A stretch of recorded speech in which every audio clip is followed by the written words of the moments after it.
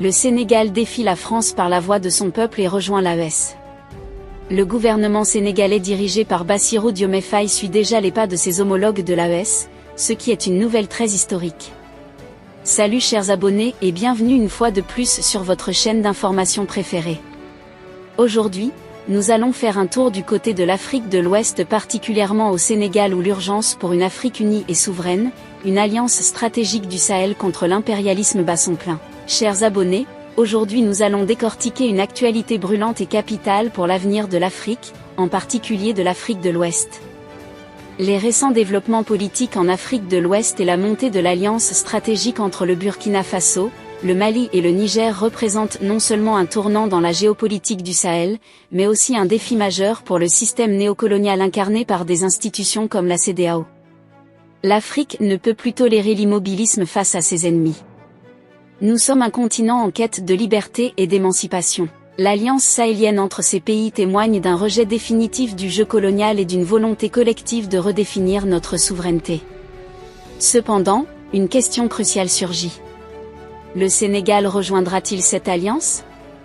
Les récents discours de ses dirigeants laissent entrevoir cette possibilité. Mais avant d'entrer dans ce débat, il est essentiel de comprendre l'importance et les motivations profondes derrière cette alliance. Nous devons commencer par reconnaître que l'Afrique traverse un moment décisif dans son histoire. Ce qui se passe au Mali, au Burkina Faso et au Niger n'est pas simplement une contestation militaire ou politique. Non, c'est une nouvelle forme de résistance qui incarne le rêve panafricain que nos ancêtres comme Thomas Sankara et Patrice Lumumba ont défendu avec leur vie. Ces nations, sous la direction courageuse des dirigeants tels que le capitaine Ibrahim Traoré, le colonel Assimi Goïta et le général Abdourahmane Tiani ont fait le choix audacieux de prendre leur destin en main, refusant l'asservissement économique et politique imposé par les anciennes puissances coloniales. Le rejet des injonctions de la CEDEAO et de ses alliés occidentaux n'est que le début d'une guerre symbolique pour l'indépendance totale de l'Afrique. Cette alliance n'est pas qu'une union militaire, elle représente une redéfinition de notre souveraineté, un refus de céder aux dictats des institutions occidentales et de leurs relais locaux. Et cette vague de résistance est en train de s'étendre. La région du Sahel, longtemps perçue comme un espace périphérique et marginalisé, est devenue un théâtre clé de la lutte pour la souveraineté africaine. Les puissances impérialistes y ont semé la terreur en exploitant des groupes terroristes pour justifier leur présence militaire, mais aussi pour piller nos ressources naturelles. Le Mali, le Burkina Faso et le Niger ont été les principales victimes. Mais aujourd'hui, ces nations se lèvent avec un seul objectif, libérer le Sahel de l'emprise étrangère.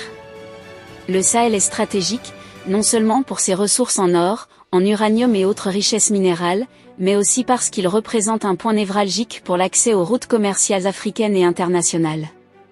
Contrôler le Sahel, c'est avoir la main mise sur le commerce et l'économie de toute l'Afrique de l'Ouest. C'est pourquoi les puissances étrangères sous couverte d'aide militaire s'y installent, prétendent lutter contre le terrorisme alors qu'en réalité, elles ne font qu'aggraver la situation pour justifier leur intervention. Le Sénégal, longtemps considéré comme l'un des piliers de la CEDEAO, se trouve aujourd'hui à un carrefour historique. De plus en plus, des voix s'élèvent dans le pays demandant à ses dirigeants de rejoindre l'alliance formée par le Burkina Faso, le Mali et le Niger. Et pourquoi pas, les peuples de ces nations se fournissent mutuellement dans cette quête pour la souveraineté. Aujourd'hui, le capitaine Ibrahim Traoré et le colonel Assimi Goïta sont plus populaires au Sénégal que leurs propres dirigeants. Cette admiration ne se base pas sur des slogans vides, mais sur des actes tangibles de résistance, de fierté et d'affirmation de la dignité africaine.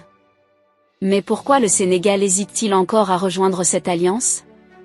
La réponse est simple, les liens étroits avec la France et les États-Unis. Ces puissances étrangères qui maintiennent encore une mainmise économique et militaire sur le pays, ne permettent pas à certains dirigeants de se libérer entièrement de cette tutelle. Cependant, le peuple sénégalais aspire à autre chose. Il voit dans l'alliance sahélienne une opportunité de se débarrasser enfin de cette charge néocoloniale. Il est important de rappeler que la CEDEAO, bien qu'originellement conçue comme un instrument d'intégration et de coopération économique régionale, est aujourd'hui devenue une arme de répression politique au service des puissances occidentales. Depuis que le Burkina Faso, le Mali et le Niger ont décidé de prendre leur indépendance véritable, la CEDEAO n'a fait que renforcer les sanctions contre eux. Comment une organisation qui prétend représenter les intérêts des Africains peut-elle en réalité punir ceux qui luttent pour leur liberté? C'est tout le paradoxe de cette institution corrompue par des influences étrangères.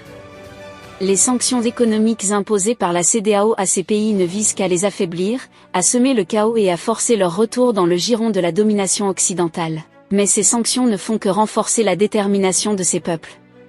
Les Africains ne sont plus dupes. Ils savent que la CEDEAO ne sert pas leurs intérêts, mais ceux des puissances coloniales. Voilà pourquoi de plus en plus de pays envisagent de rompre avec cette institution obsolète. L'alliance entre le Burkina Faso, le Mali et le Niger est le prélude à une nouvelle ère de coopération africaine. Une ère où les peuples africains contrôlent leurs ressources, prennent en main leur sécurité, et bâtissent des partenariats égaux avec d'autres nations comme la Russie, sans intermédiaires étrangers. Le succès de cette alliance dépendra de plusieurs facteurs, notamment de la capacité de ces pays à résister aux pressions économiques et militaires de la CEDEAO et de ses alliés. Mais au-delà de cela, le véritable test sera de savoir si d'autres pays africains auront le courage de suivre cet exemple.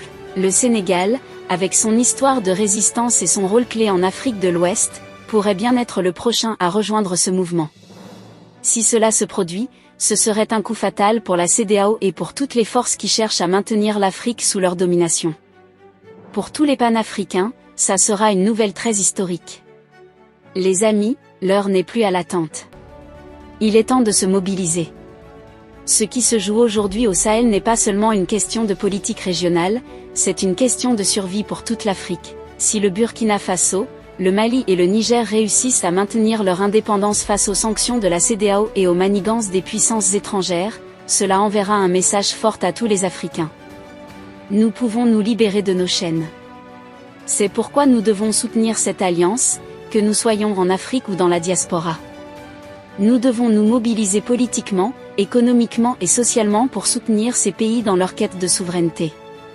Chaque Africain doit prendre conscience de l'importance de cette lutte. Ce n'est pas seulement leur combat, c'est notre combat à tous. Le fait que le peuple sénégalais soutient les présidents de l'AES, à savoir le capitaine Ibrahim Traoré, le colonel Assimi Goïta et le général Tiani envoie en quelque sorte un message fort au gouvernement sénégalais dirigé par Bassirou Diomaye Faye.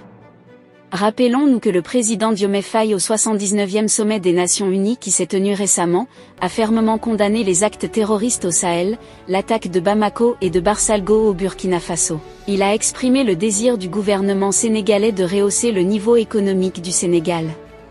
Ce désir pourrait en quelque sorte leur pousser à prendre une décision panafricaine, qui est de se libérer complètement des chaînes du néocolonialisme.